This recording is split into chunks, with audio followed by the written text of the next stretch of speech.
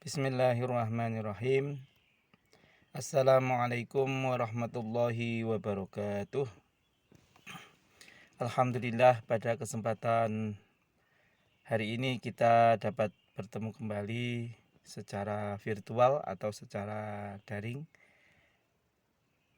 terkait dengan pembahasan kita untuk mata kuliah Teknologi Keuangan Syariah.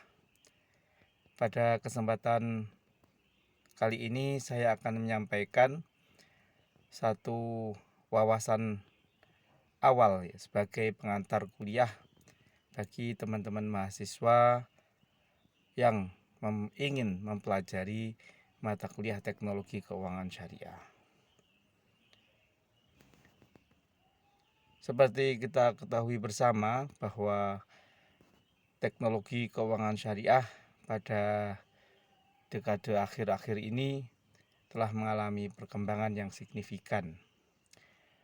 Perkembangan itu ditandai dengan maraknya lembaga keuangan atau perusahaan-perusahaan rintisan sekelas startup yang menggunakan berbagai teknologi baru yang berbasis otomasi di dalam memberikan pelayanan kepada customer atau pelanggan atau masyarakat secara umum, supaya masyarakat bisa lebih mudah dalam melakukan berbagai transaksi yang sesuai dengan kebutuhan mereka tanpa harus pergi misalnya ke perbankan atau melakukan kontak fisik dengan pihak-pihak tertentu yang tentunya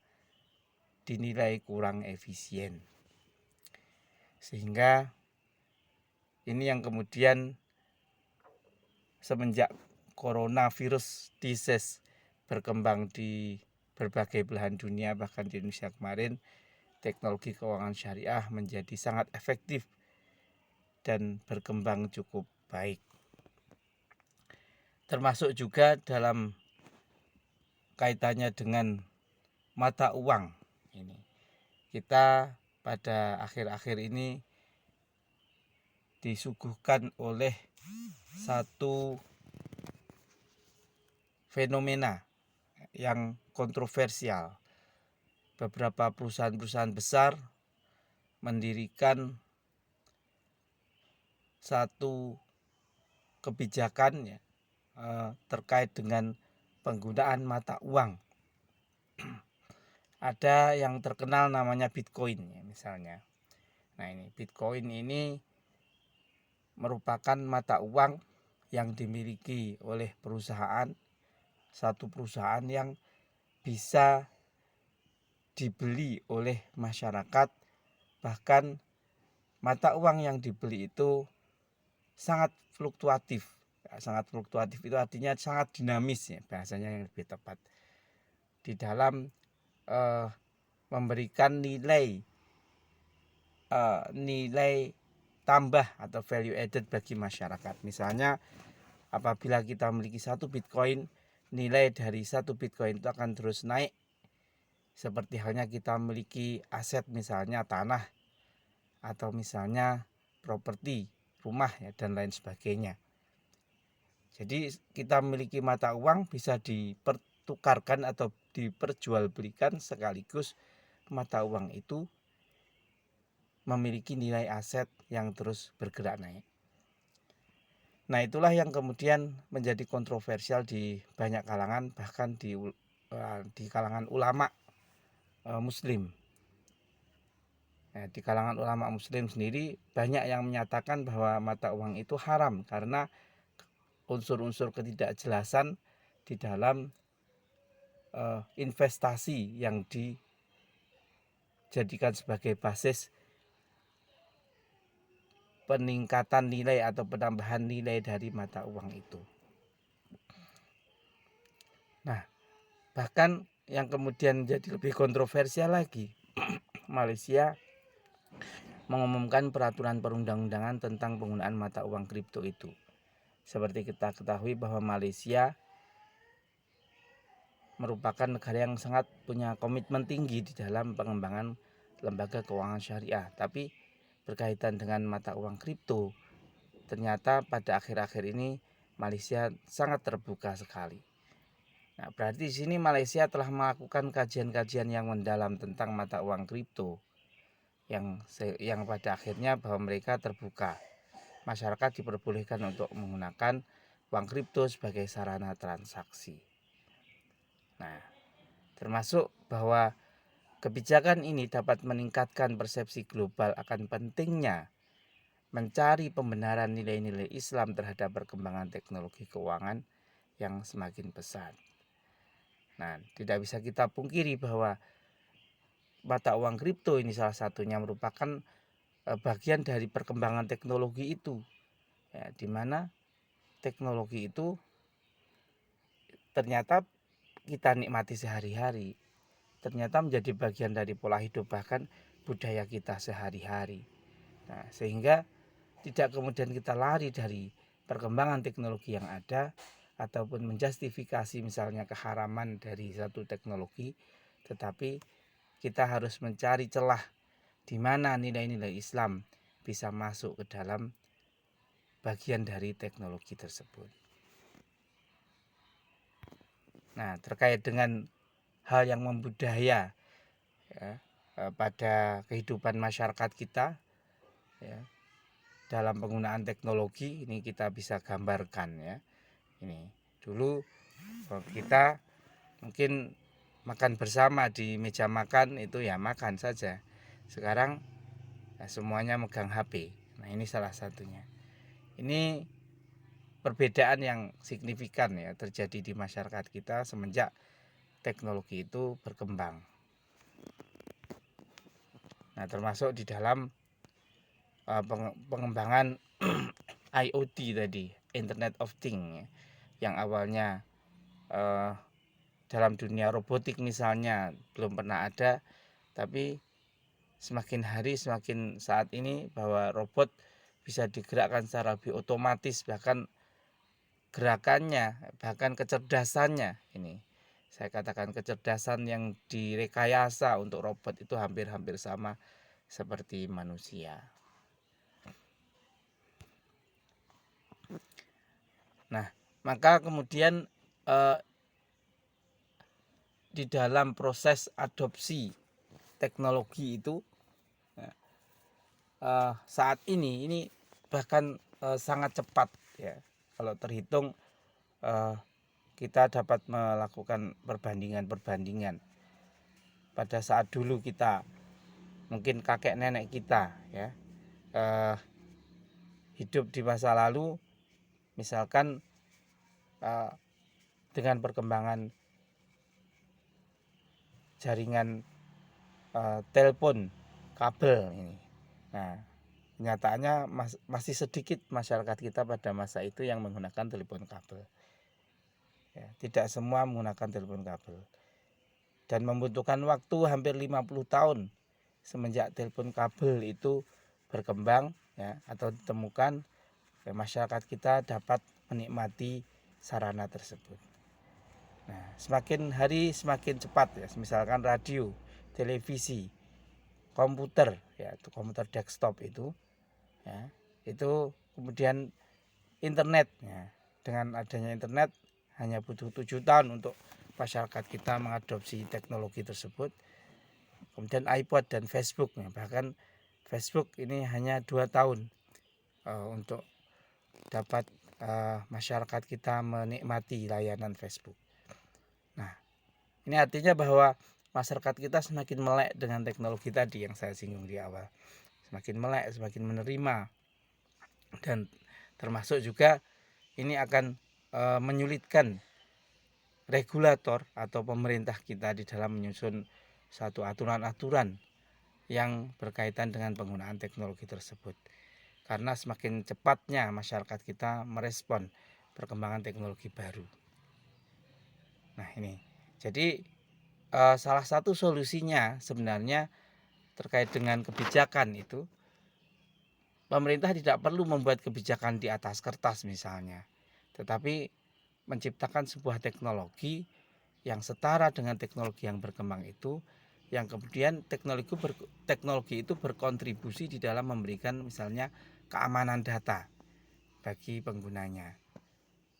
Nah ini yang paling penting, keamanan data, perlindungan konsumen dan sebagainya ya.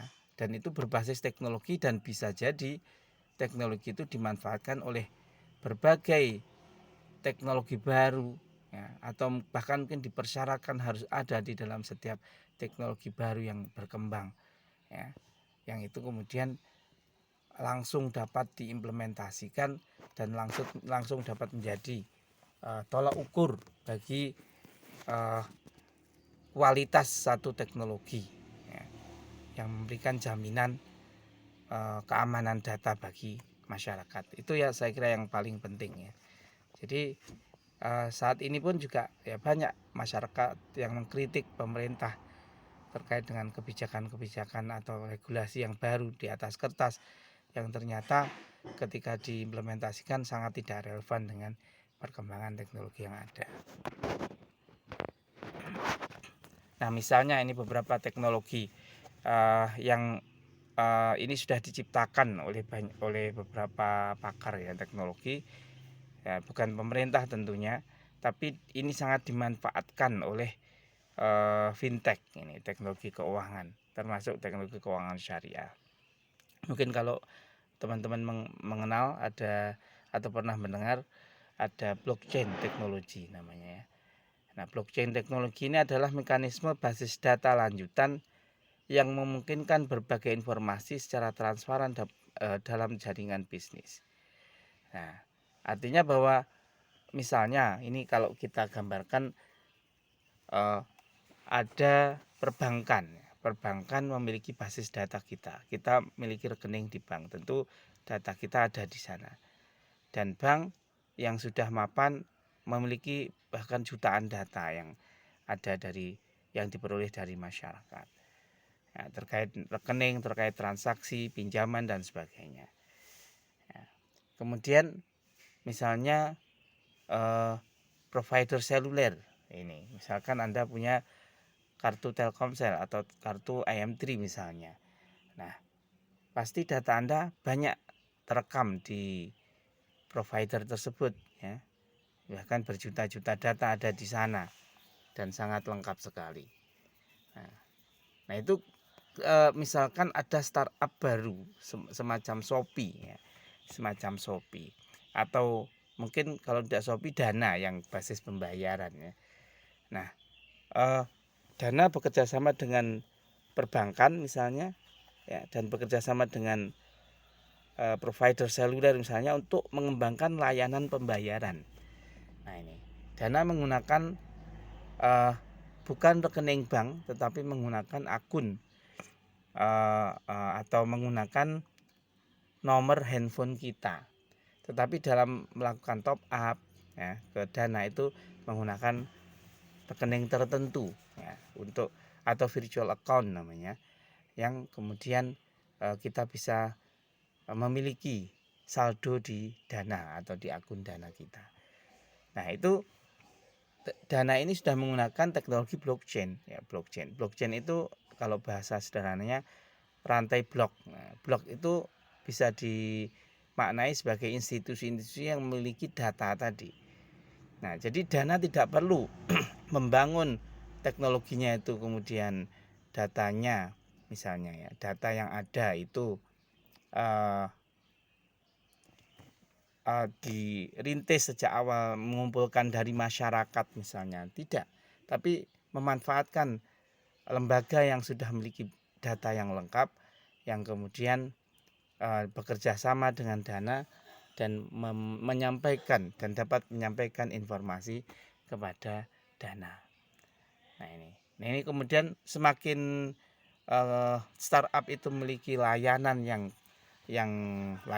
bagus ya, layanan yang lengkap, maka semakin banyak blok-blok yang dimiliki atau perusahaan-perusahaan lain yang menjadi bagian dari startup tersebut.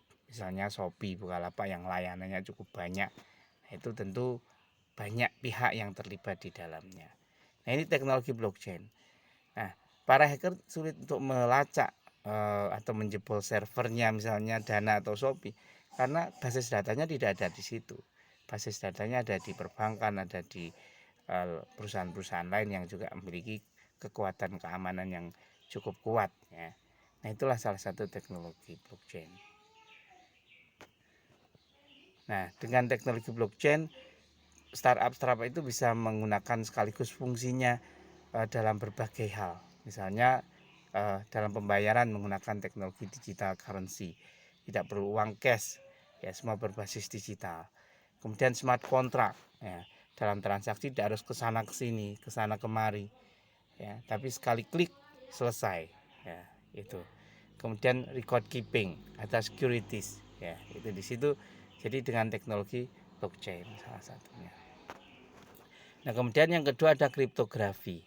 Kriptografi berasal dari bahasa Yunani kriptografia. Ini intinya adalah bahwa kode-kode tertentu dalam teknologi itu dilindungi, ya, memiliki semacam enskripsi ya.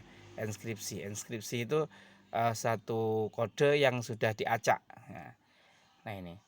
Nah ini dalam berbagai teknologi yang berkembang saat ini menggunakan kriptografi. Utamanya yang saat ini booming adalah mata uang kripto itu ya, itu juga menggunakan teknologi kriptografi. Nah, gambaran sederhananya seperti ini ya. Misalkan kalau menulis rumah begitu acanya XASGN. Nah, ini ada rumus tertentu. Jadi masing-masing teknologi yang berkembang berbasis kriptografi itu memiliki rumus kode-kode yang sulit untuk dipecahkan, bahkan mustahil untuk bisa dipecahkan oleh orang lain yang mungkin punya motif kejahatan. Nah, ini kriptografi. Kemudian yang ketiga ada big data. Nah, big data itu adalah bagian dari data yang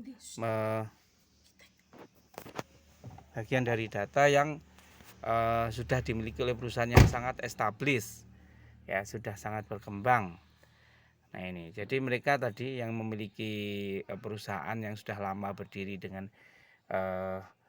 akses masyarakat yang sudah cukup luas terhadap perusahaan itu, tentu perusahaan itu sudah memiliki data yang banyak, maka disebut sebagai big data.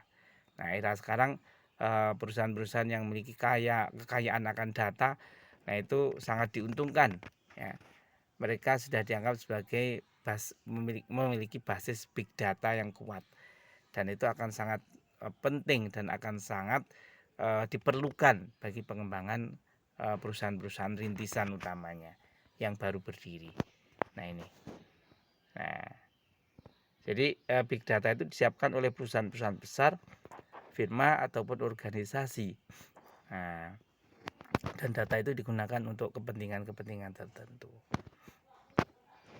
Nah, misalnya ini gambaran kita kalau melihat ada Facebook, ada Google Plus, YouTube, ya, LinkedIn, ya, Twitter. Ini tergabung dalam Google. Nah, misalkan big data itu adalah Google.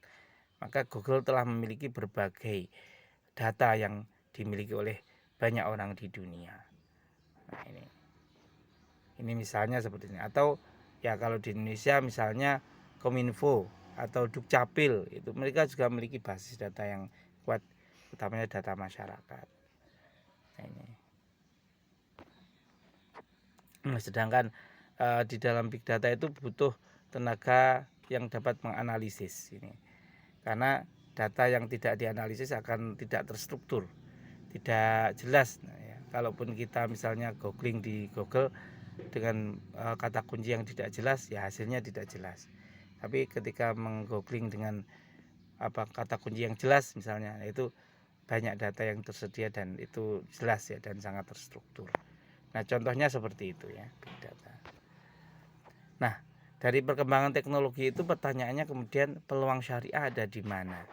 Nah, tentu sangat banyak sebenarnya peluang-peluang yang bahkan sebelumnya tidak pernah terpikirkan oleh para ulama kita atau para pelaku keuangan syariah ya, yang kemudian saat ini pun di beberapa negara maju itu sangat dikembangkan ya, menjadi perhatian khusus bagi para praktisi ekonomi Islam ya. Seperti misalnya peluang baru itu diwujudkan dalam bentuk robo syariah advisor, ini salah satunya. Jadi penasihat syariah semacam Dewan Syariah Nasional yang di sini sudah berbasis otomatis, sudah memiliki teknologi ya. Jadi berbasis pada kecerdasan buatan ya, artificial intelligence yang mereka sudah didesain sedemikian rupa untuk dapat memberikan pengarahan-pengarahan syariah kepada masyarakat secara otomatis. Atau yang lain, online dispute resolution ini semacam mediator online. Kalau ada sengketa syariah misalnya, ada sengketa dengan para pihak, misalnya bisnis pada bisnis lain ya, antara misalkan toko online dengan Shopee. Nah, ada permasalahan misalnya. Kalau sudah online itu kan susah untuk kemudian ketika ada konflik dipecahkan karena tidak ada mediatornya, juga pihak pertama siapa, pihak kedua siapa nggak jelas, atau salah satunya juga nggak jelas. Nah, akhirnya perlu dibuat atau perlu dirancang ya sebuah teknologi baru yang berbasis pada dispute resolution ya. Jadi resolusi atas permasalahan yang itu berbasis online. Nah, termasuk juga verifikator transaksi syariah. Saat ini kalau di Indonesia semuanya masih di dalam penanganan Dewan Syariah Nasional dan dilakukan sangat manual, sangat memakan waktu bagi para pelaku teknologi baru ya. Kemudian biaya dan sebagainya. Nah, maka kemudian ini menjadi celah bagi syariat Islam yang utamanya yang kemudian harus masuk di dalam ranah teknologi. Nah, ini dikembangkan itu akan menjadi lebih baik dan akan sangat disambut baik oleh masyarakat kita tentunya. Nah, itu beberapa di antara peluang syariah ya yang perlu dikembangkan saat ini. Bahkan mungkin mulai di Indonesia perlu adanya kajian-kajian khusus ya. Ini Indonesia sebagai pasar prospektif bagi fintech. Nah, ini sudah sangat, karena fintech sendiri sudah sangat akrab ya di masyarakat. Anda setiap hari menggunakan Shopee Pay misalnya, itu juga fintech ya. Menggunakan Dana itu juga fintech. Nah, jadi pembayaran berbasis pinjam-minjam misalnya itu juga fintech ya. Nah, sektornya ada banyak sesungguhnya ini kalau kita ketahui. Di tahun 2018 saja ada sekitar 10 sektor dari fintech itu ya. Ada deposit and lending, ada kripto ya, ada regtech ini regulator berbasis teknologi ya, jadi yang sifatnya memberikan tadi advisor, penasehat, atau yang berbasis pada aplikasi yang sudah sangat canggih ya, misalnya layanan-layanan tertentu dalam bidang regulasi ya, perizinan dan sebagainya. Kemudian personal finance, kemudian ada payment atau billing, ini pembayaran yang juga sangat banyak berkembang. Insurance ya, capital market, wealth management, market provisioning, dan capital rising. Nah, ini saat ini pun juga masih sangat kemungkin untuk, dan peluangnya sangat besar untuk berkembang. Nah, misalnya kalau yang syariah, Dewan Syariah Nasional itu memetakan ada 7. Ini khususnya untuk pembiayaan ya, atau peer to peer lending ya. Ada 7 model yang bisa yang dirancang ya secara manual, yang kemudian konsep ini diadopsi oleh teknologi keuangan syariah berbasis peer to peer lending. Yang kemudian saat ini layanannya sudah otomatis menggunakan teknologi. Ini salah satu contohnya yang saat ini sudah berhasil ya dimanfaatkan oleh masyarakat. Nah, selain peer to peer yang syariah ini ada beberapa ya, berbasis agregator, blockchain based, project financing ya, financing agent, claim service handling, dan funding agent. Ini oke, saya kira itu ya yang bisa saya sampaikan. Nah, ini terkait strateginya. Nah, strateginya. Jadi ya sebenarnya pengembangan itu tidak hanya satu pihak yang berkewajiban ya. Misalnya kita sebagai akademisi, kita melakukan riset, melakukan pengembangan, melakukan perancangan konsep-konsep, tetapi kalau tidak dieksekusi oleh orang yang misalnya pinter di dalam pengembangan teknologi ya sama saja. Atau orang yang pinter dalam pengembangan teknologi tapi nggak tahu konsep syariahnya, yaitu ya sama saja. Jadi intinya dalam strategi pengembangan ini perlu adanya sinergi ya dan kolaborasi antara banyak pihak supaya pengembangan teknologi keuangan syariah bisa menjadi lebih mapan, ya lebih baik lagi. Nah, saya kira itu yang bisa saya sampaikan, dan ini sedikit lagi ya untuk minggu depan. Silahkan sesuai dengan judul ini ya. Judul ada 10 judul, silahkan dibagi kelompoknya ya. Kemudian setiap pertemuan kita membahas satu judul ya untuk dari hasil review teman-teman kita. Ya, format reviewnya seperti ini ya. Jadi langsung saja judul literatur review, misalkan Fintech the Opportunity for Islamic Finance, ya direview oleh siapa, dan langsung pendahuluan bagaimana pembahasan itu, inti dari pembahasan judul ya. Kemudian simpulannya boleh disimpulkan oleh penulis sendiri, dan daftar pustaka. Nah, sumbernya adalah dari buku yang sudah saya sampaikan kemarin, Fintech in Islamic Finance, Teori and Practice dari Omar Husseini ya, dan kawan-kawan. Nah, saya kira itu yang bisa saya sampaikan. Mudah-mudahan dapat memberikan manfaat. Saya akhiri, kurang lebihnya mohon maaf. Akhiran, assalamualaikum warahmatullahi wabarakatuh.